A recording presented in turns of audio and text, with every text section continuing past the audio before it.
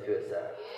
Yaani kila hatua tunayoipitia imtangaze Kristo Yesu, na hapo tutakuwa ni washindi, tutalisi uzima milele. Yesu anakuja. Tumekuwa na mada inayosema mwito wa kuwa mwaminifu, lakini mada hii ilikuwa na mawazo muhimu mawili, make sure, mawili muhimu sana.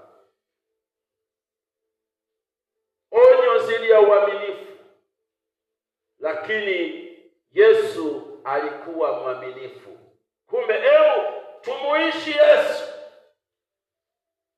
tumtangaze Kristo Yesu popote unapokwenda, nyumbani kwako, kila